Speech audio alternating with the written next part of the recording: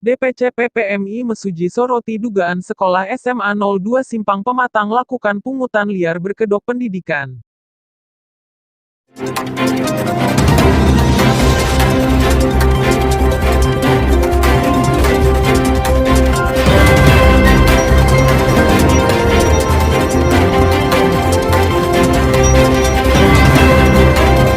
Masih dalam suasana hari ulang tahun Republik Indonesia ke-77, Dewan Pimpinan Cabang Persaudaraan Pekerja Muslim Indonesia, PPMI, Kabupaten Mesuji soroti viralnya beberapa berita media online terkait dugaan sekolah SMA 02 Simpang Pamatang yang memungut atau menarik pungutan yang berkedok sumbangan yang diduga dilakukan kepala sekolah tersebut.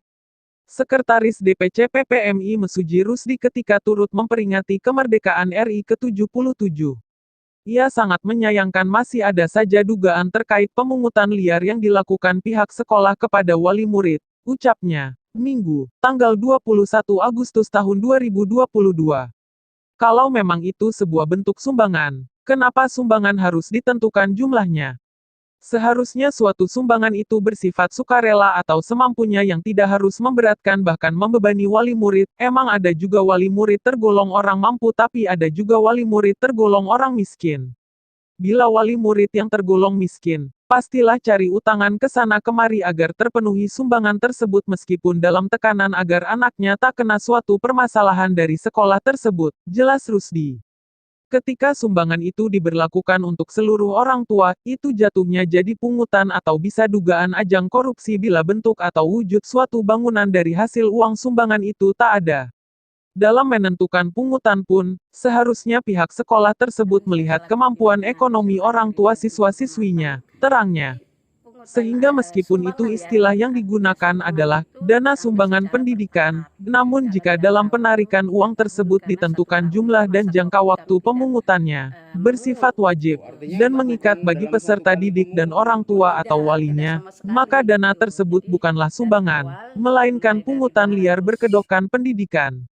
Jika benar demikian, patut diduga komite dan kepala sekolah telah melakukan pungutan liar. Mengingat sekolah dengan kriteria tertentu dilarang memungut biaya, karena pemerintah telah memberikan dana bantuan operasional sekolah, BOS, sehingga dilarang menarik pungutan pendidikan yang berkedok apapun. Terang Sekretaris PPMI.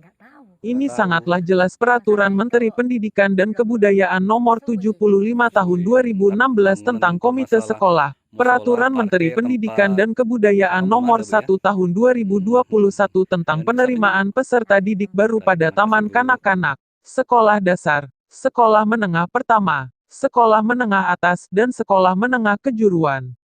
Kami PPMI berharap kepada Satgas Saber Pungli segera menindaklanjuti viralnya dugaan pemungutan liar yang di sekolah SMA 02 Simpang Pematang. Tim. Saya selaku pimpinan SMA Negeri 2 Simpang Pematang.